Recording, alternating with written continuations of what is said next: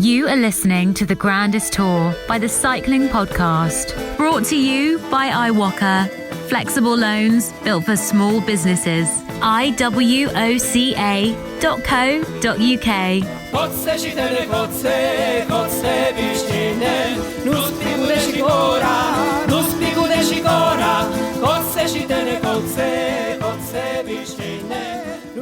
Hello, my name's Richard Moore. I think I'm Richard Moore again now. I feel it's long enough since I left Italy to revert to my birth name. I'm with Lionel Birnie. Hello, Richard.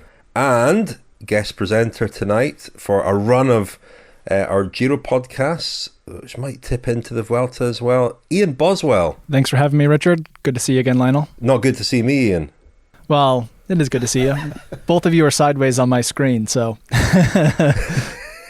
Probably look better like that, I think. How are you, Ian? You're in Vermont. Is the weather there as bad as it is in Italy at the moment? Surprisingly, no. It's a beautiful sunny day. The leaves have all fallen. So it's it's been a late autumn. We've had a couple cold, rainy days, and it's supposed to rain again tomorrow. But no, what an absolutely miserable day at the Giro. I'm happy to not be there right now. Indeed. Well, we'll be talking mainly about the stage at the Giro today, Cesenatico to Cesenatico.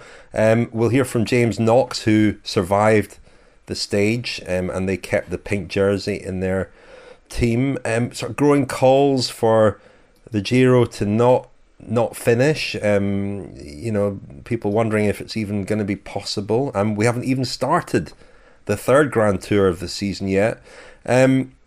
We should be joined tonight by Daniel Friebe as well, but, well, I don't want to steal your line, Ian, but you came up with a great line when Daniel briefly joined us on the call and explained why he wouldn't be able to make it tonight. Yeah, he's having as many technical issues as Richard Freeman.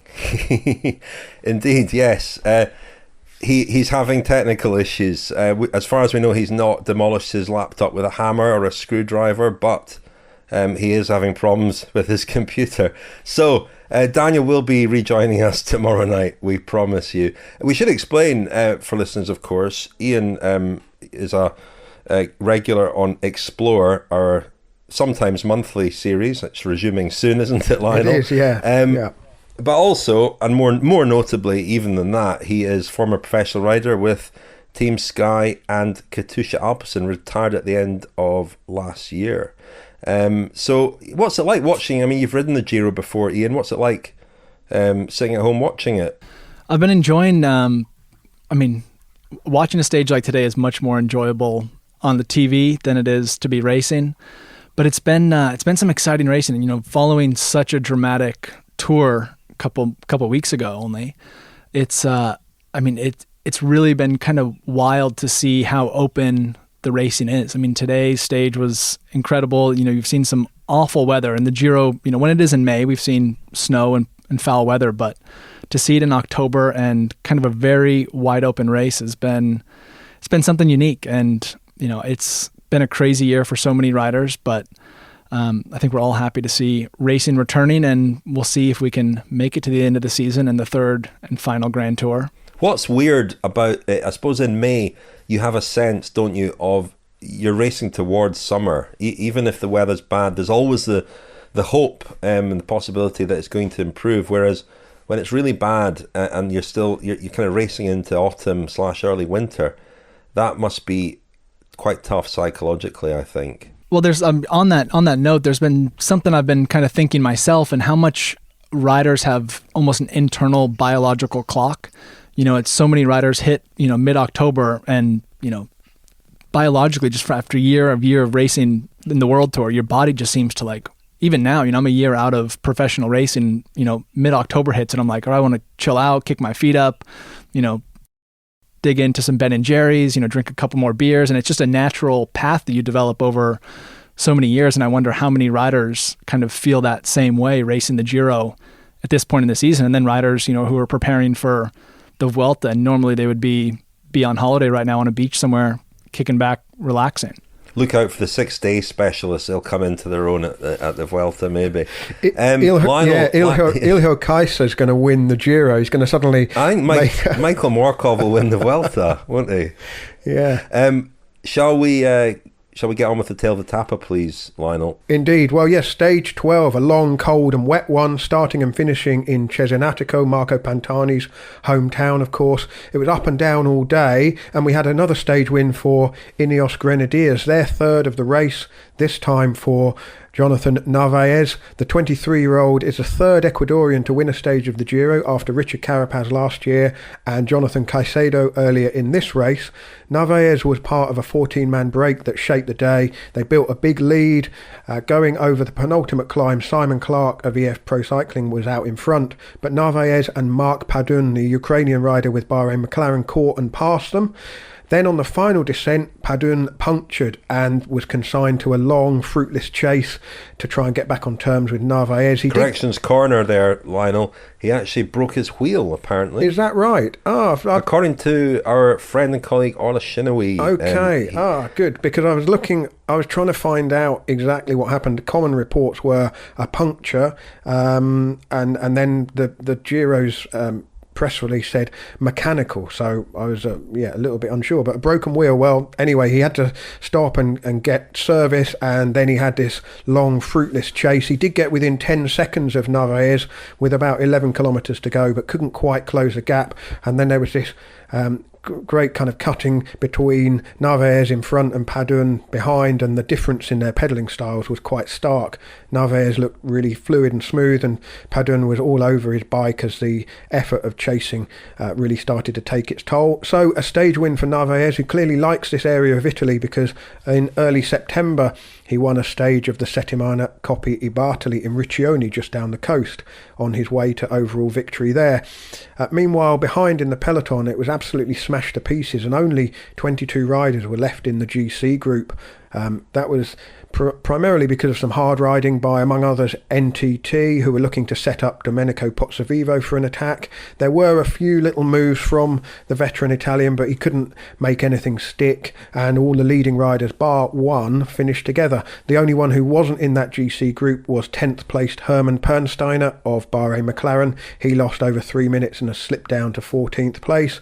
So Joao Almeida, he again was very well supported by Deceuninck-Quickstep, and who will have his 10th day in the pink jersey tomorrow, which looks like it will be one for the sprinters again. But let's hope the weather improves. We should also mention, because we're going to talk about the impact of COVID-19 on the race, that this morning there was the news that 17 police motorbike riders had tested positive for COVID-19. Now, they've been working with the E-race, the E-Giro d'Italia, which is going round ahead of the Giro d'Italia itself. So not great news for the organisation, that following the withdrawal of Mitchelton Scott and Jumbo-Visma earlier in the week.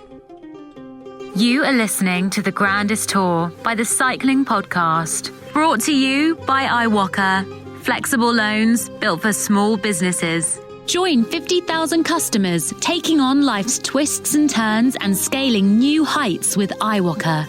If you run a business, find out more at iWalker.co.uk, iwoca.co.uk.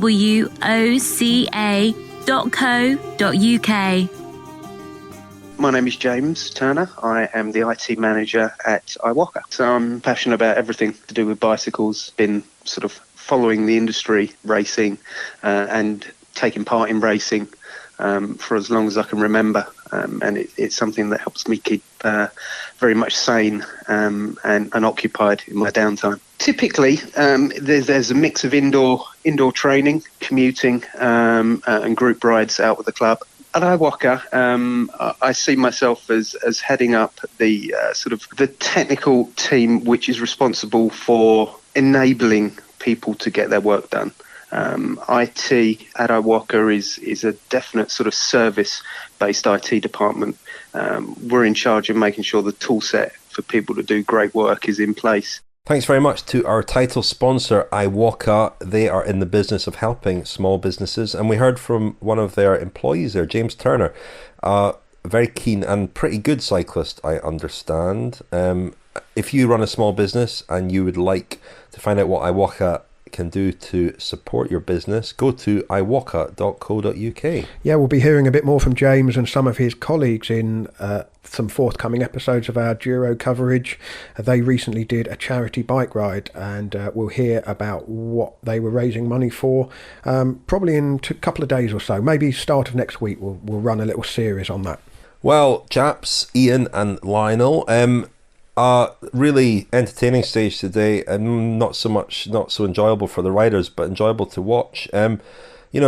Another tough day that was potentially a GC day, and certainly for the second sort of type of stage like that, the one that Sagan won a couple of days ago, the Tirreno Adriatico stage, and today we saw a big push from NTT, the African team, which they're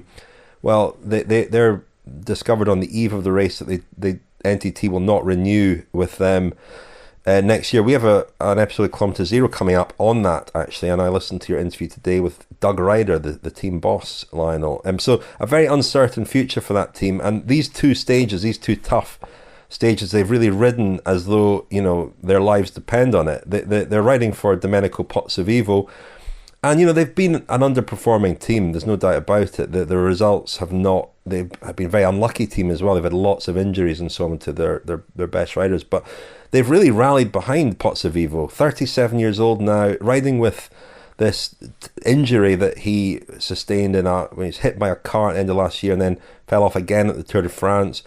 He looks pretty uncomfortable on the bike, but he's riding as well as he's ever ridden, and he's not far off the pink jersey. He was unlucky a couple of days ago when he had a puncture, a bad moment, but then he was still one of the strongest in the group. And today again, they rode all day and really hard to try and set him up for something, and it didn't quite materialise, but the intention is there, and clearly Pozzovivo's form is there as well. Yeah, I mean, I've been really impressed seeing how aggressive both NTT and Pozzovivo have been racing, and I've also been kind of surprised just at how much, but kind of risk he's been taking on some of these wet roads for a guy who, was hit by a car and knocked off last year, crashed out of the Tour, and still, really, like you said, racing to win has been pretty, I did not expect that from a rider of his age and having the crashes recently that he's experienced to be racing like that. And rumors from inside the peloton were that, because of his injury to his elbow, I'm going to, he's kind of reminds me of like a bird who has an injured wing because it kind of cocks out to the side, but that, he's not as stable in the peloton as he was in the past. He's just not able to handle his bike, but he's still, we've seen the last 2 days in a row that he's, or not the last 2 days in a row, but today in the stage that Sagan won, that he's really taking on the race and willing to take risk to, potentially go for his last Grand Tour overall, victory. What kind of bird would he be, Pozzovivo? Quite a small bird, a sparrow? A little blue tit or something, I think. Well, that's appropriate. In their blue kit. They are in blue. Yeah. But Pozzovivo's always been one of these riders, very consistent, always kind of there or thereabouts. We would almost say maybe in the past guilty of riding a la Zubeldia.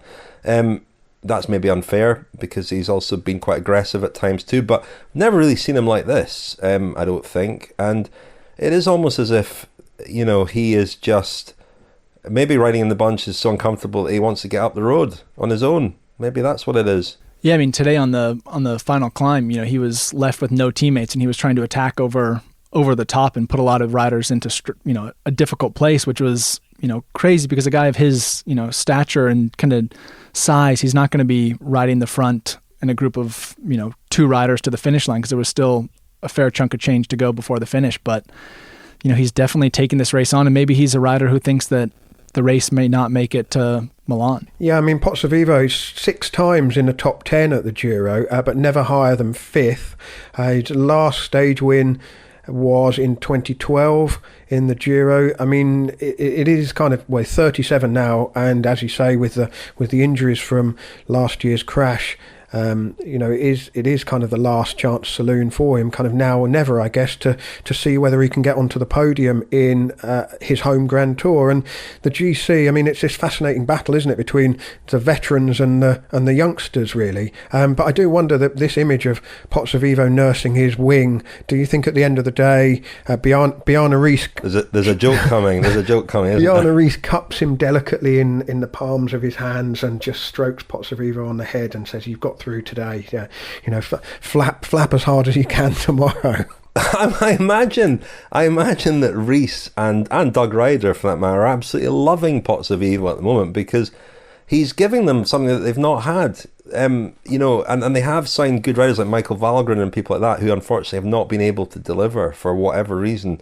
Pozzovivo, the most, when they signed Pozzovivo, I just thought it seemed a bit desperate. They've tried with quite a lot of aging stars, Gasparotto, Kreuziger, guys like that, and it has looked a bit desperate at times. And I thought Pozzovivo was another desperate roll of the dice. But just to have somebody in that shape and with that confidence, the confidence to say to his team, drive it, just drive it really hard, make it as hard as possible.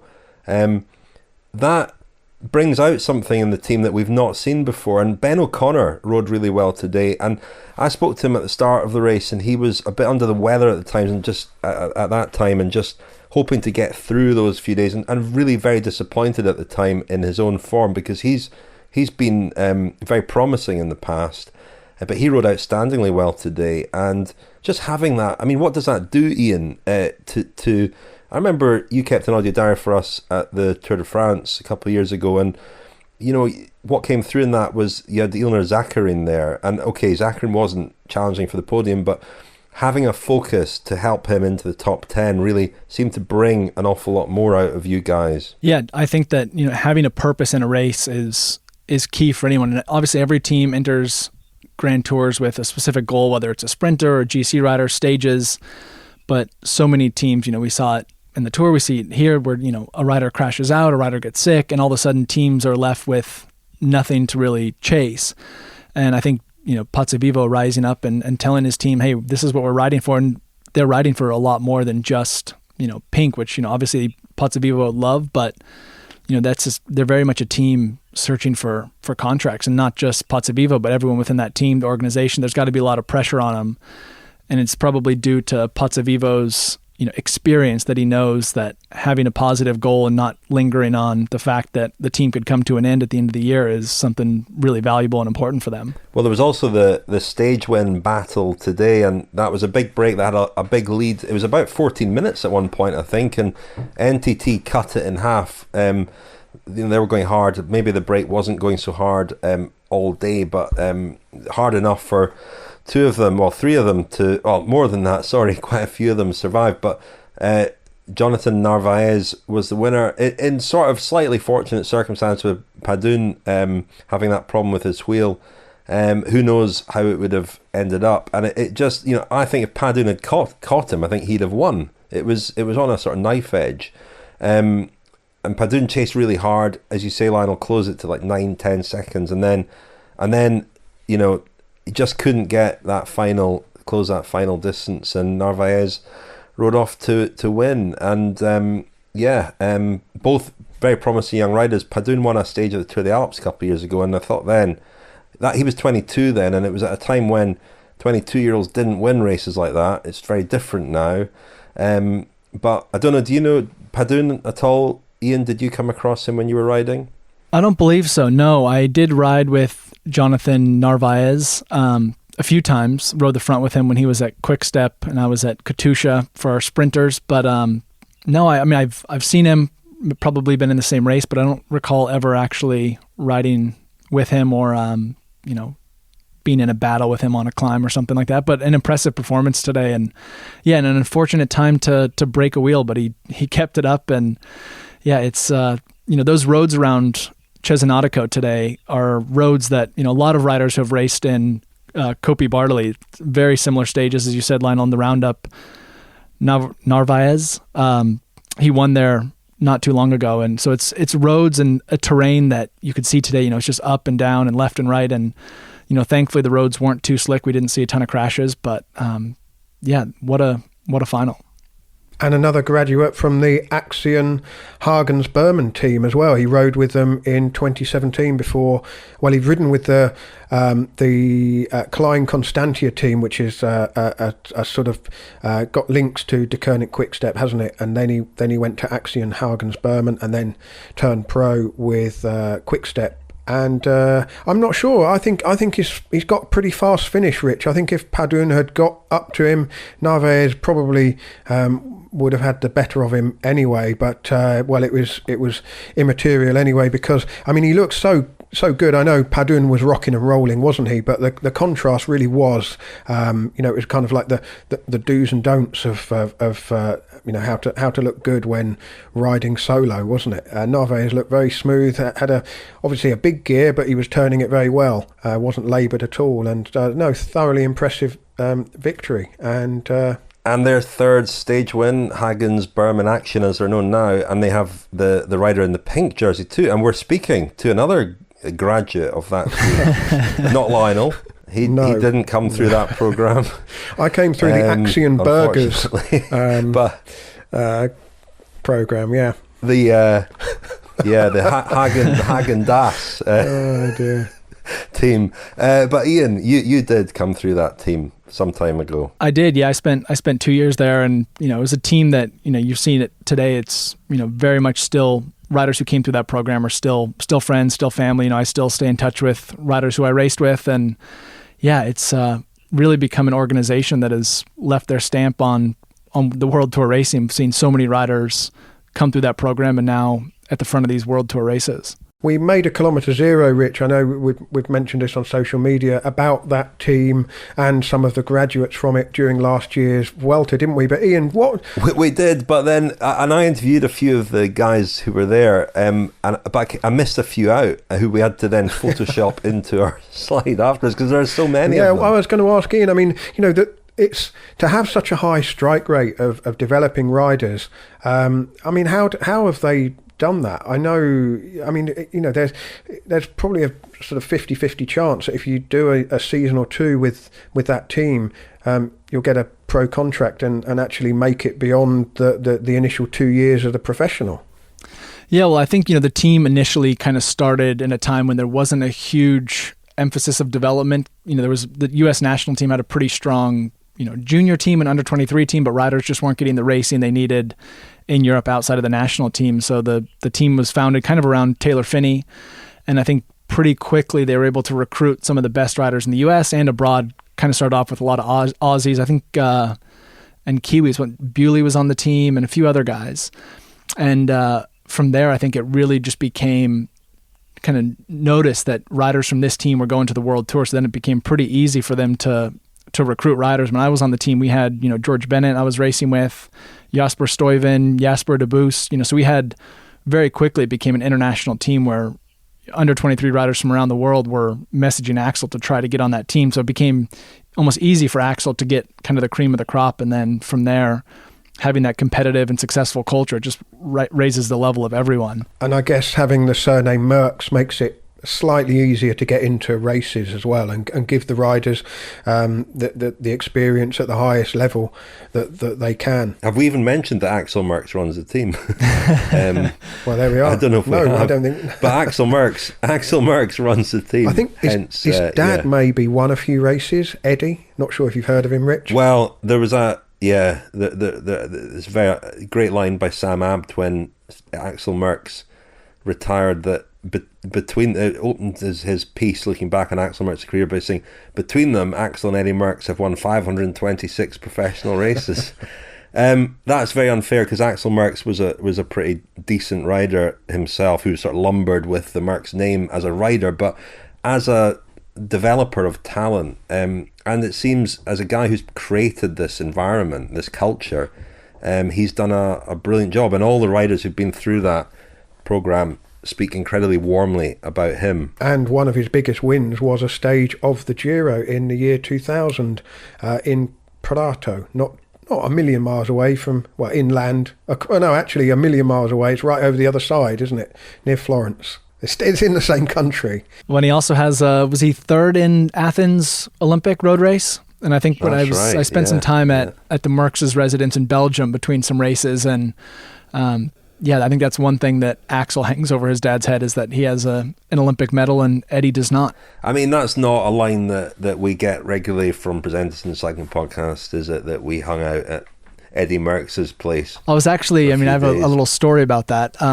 We were hanging out there and watching Brumps peel, and Eddie's wife made us some chocolate mousse from eggs that they had chickens out in the garden, and she asked us if we wanted some. I said, of course, yeah, if you're going to make us some chocolate mousse, I'll be more than happy to eat it. And subsequently, once we had finished, she had called Axel and reported on us that we had been eating chocolate mousse and kind of tattled on us after offering it to us. It was a trap. It was a trap. Oh dear, chocolate mousse. I've heard of a honey trap. That was a chocolate mousse trap. Well, listen, without further ado, should we hear from one of our audio diarists? We've got 6 riders keeping audio diaries at the Giro, and James Knox had a big day today, helping his Deceuninck-Quickstep teammate Joao Almeida defend the pink jersey, looking increasingly kind of not comfortable but dislodgeable in a way. We've not hit the high mountains yet, but we'll maybe talk about this in the next part. Almeida is looking pretty secure in that pink jersey. He hasn't had any real serious attacks on it. So, and Deceuninck-Quickstep rode a fantastic race in defence of that jersey. They had bodies up there to help him.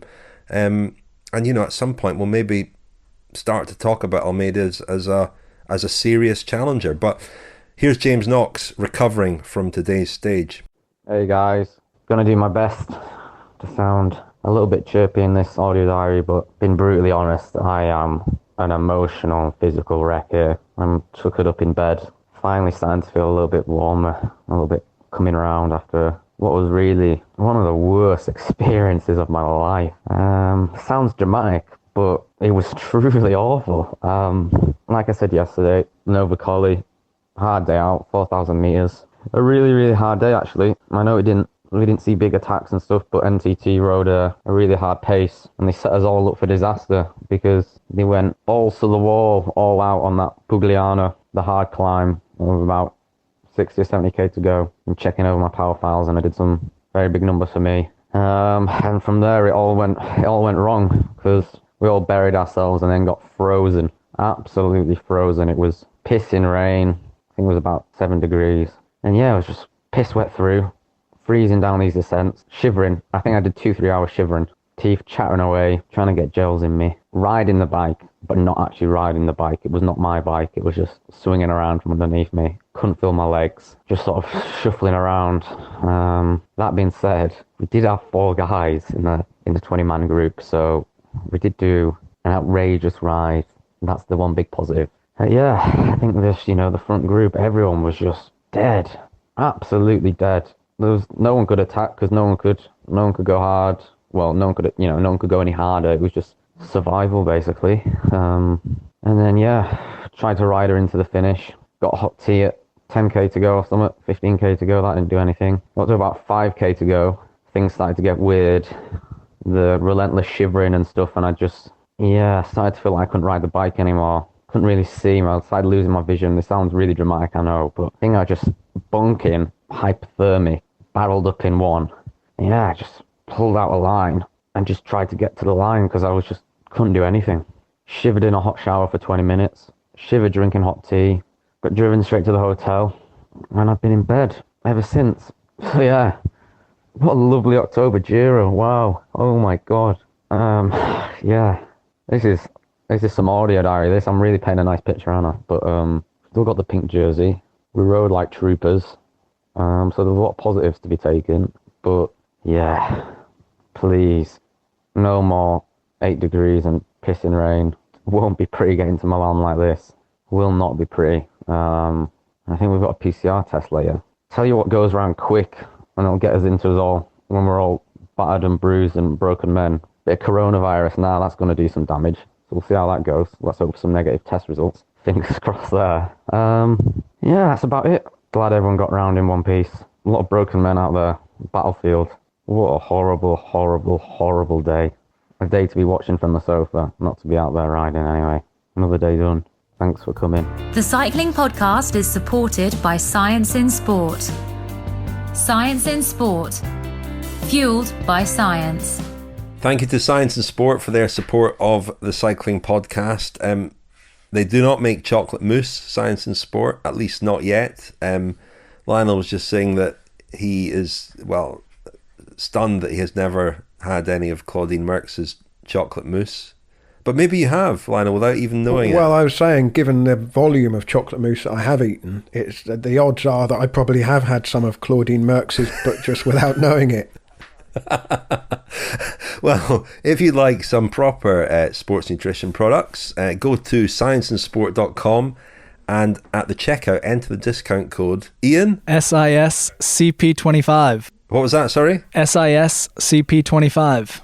Oh, Ian, that's excellent. Fantastic. Didn't even help you with that. That's more impressive. I actually still work, or I still use SIS, and I'm a SIS athlete. I actually have a code for 35% off, but I'm not sure if I'm supposed to share it on this podcast. And it's for North American users. Don't get any ideas. It's not SISCP35. It's not. It's not.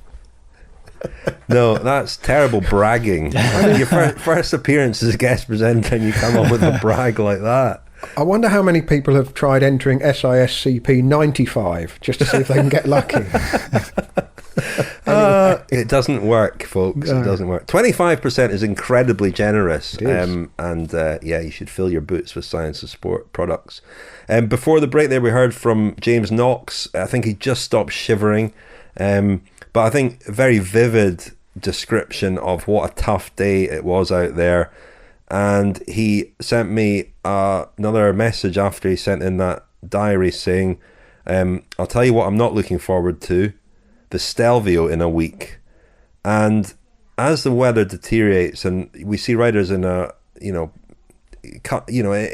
bad way, and I guess in the third week of a Grand Tour, everybody's tired and maybe battling illness in some cases, or their immune systems are under a lot of stress. That brings us on to COVID, and there have been cases. There's concern that the bubble at the Giro has not worked as well as it worked at the Tour de France. Jonathan Vaughters of EF Pro Cycling, they've written an open letter requesting that the race be stopped on the second rest day, which is next Monday. The UCI have turned down that request. No other teams seem to have got behind that at this stage. And I think, there's a COVID on the one hand, and, we wait for the second round of tests on the next rest day. But the weather is also a major concern, I would think. Yeah, I mean, it's the fact that the last few days, or today in particular, was so cold. We heard just how awful and miserable of a day James had. You do have to wonder at what sort of level these riders' immune system is at, and how susceptible they are to, catching COVID. And then on top of that, what if you caught COVID alongside, another cold and chest infection? I think it was here that you had mentioned that at the end of the Tour de France, a lot of riders seemed to come out of it actually healthier than normal, just due to the fact that the protocols that were put in place. And the minute riders start playing that game of fire with their immune system, they can become incredibly susceptible to all sorts. And to be honest, when you're that cold and you're kind of put in this state of just survival, you have to think, are you as worried about COVID at the finish line? Are you worried about getting a mask when you're shivering? You're probably more worried about, getting a jacket, and, what sort of kind of protocols are going out the window just to keep riders warm and, not hypothermic. I mean, let's be honest. I think there's absolutely no chance they're going to go over the Stelvio. I mean, it's 2,700 metres, and it's pushing towards the end of October. It's just not going to be possible, is it? Because let's imagine then that we do lose, the major climbs and the altitude in particular. That makes Joao Almeida an even more credible contender for this race whenever and however it ends. He's not looked in any trouble at any point. Nobody's tried to put him in trouble at any point, which has been perhaps surprising. Perhaps it hasn't been the terrain for that yet, but he's looked incredibly assured and comfortable, hasn't he? Yeah, I mean, there's definitely youth on his side. You know, even 2 days ago when Sagan won, the fact that he still sprinted and took third place out of a pretty select group of riders shows that he's on incredible form. And, you know, if we do get to the high mountains, you know, those small efforts could kind of come back and bite him in the heels. But if we don't go over those passes, you know, he potentially could be in the running for overall victory. Yeah, I mean, this weekend is going to be the first big indicator, isn't it? There's the time trial on Saturday. I was looking at, well, he's only been a professional since the start of the season, so there's not a lot of top-level time trialling results to base much on. And, of course, the most recent is the opening time trial here in the Giro, which was around about half the length of the one that is coming up on Saturday. Of course, it was quite a downhill effort, wasn't it, on that opening day? So we'll see how he does in the time trial, and then there's the uphill finish to Piancavallo on Saturday, 1,288 metres, I think that is. So you know, that's a decent enough test, and I mean, looking forward to the final week and what will and won't be possibly. And I mean, I was just thinking about the descending when it's sort of 5 degrees. What's that like? I mean, we could be talking about the temperatures being close to freezing, and I mean, it's more the descents, I think, than the actual climbs that's the problem. If the roads are open, that's one thing, but coming down the other side of a climb like the Stelvio when it's absolutely freezing cold, that's the bit that will concern everyone more, I think.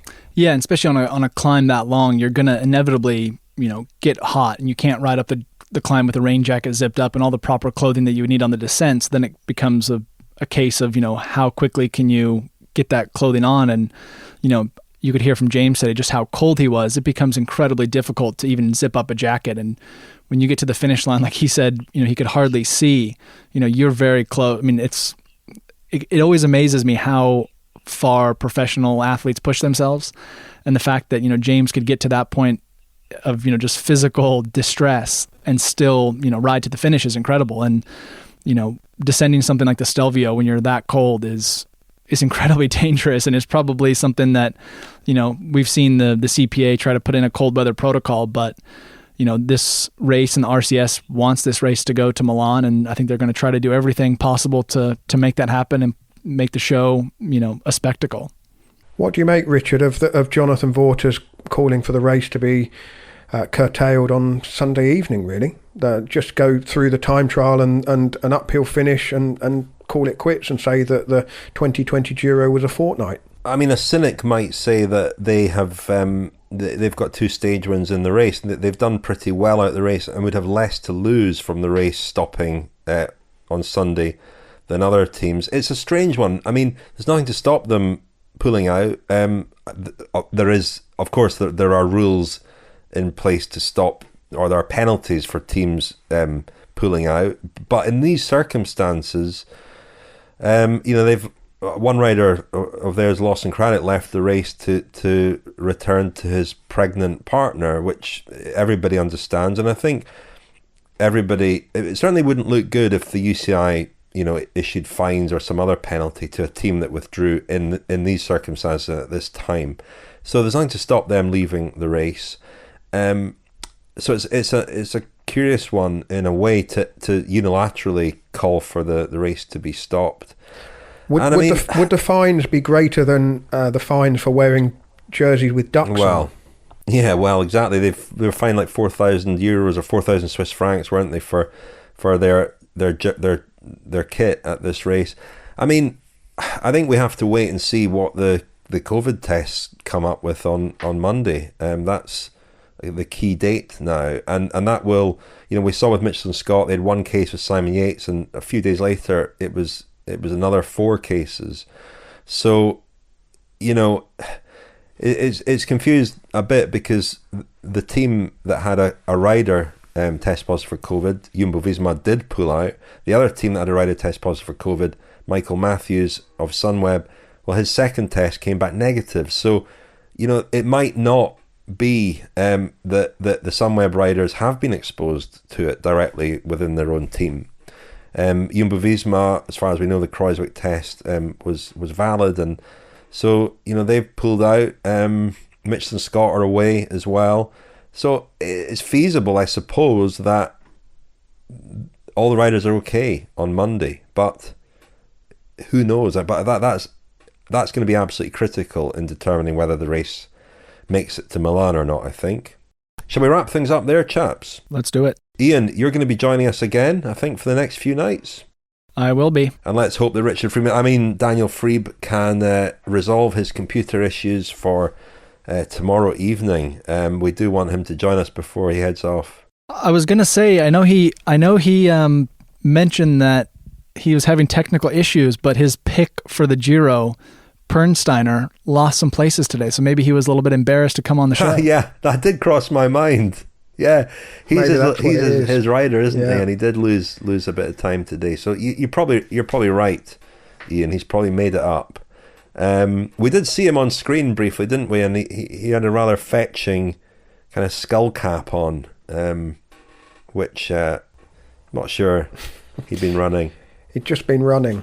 But before we just go, because today's stage did start and finish in Cesenatico, if Daniel had been on, we would have probably talked a bit about Marco Pantani. But if you want to listen to what we said about Cesenatico and Pantani, you can go back and listen to our Giro. There was a fair bit in that. But also, stage 10 of last year's Giro coverage, 2019, features the trip that Daniel and I made to the Marco Pantani Museum in the town, and we also had a piadina sandwich at the family-owned sandwich shop.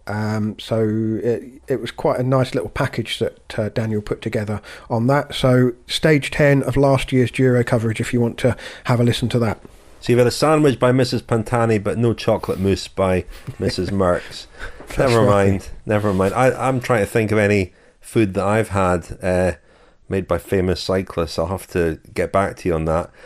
We released our third episode of the week, I think, today, of Kilometre Zero, powered by Zwift. That is the latest installment of our Rider Diaries. There'll be more episodes of Kilometre Zero next week. You're off to do a Zwift ride now, Lionel, I think, a cappuccino ride.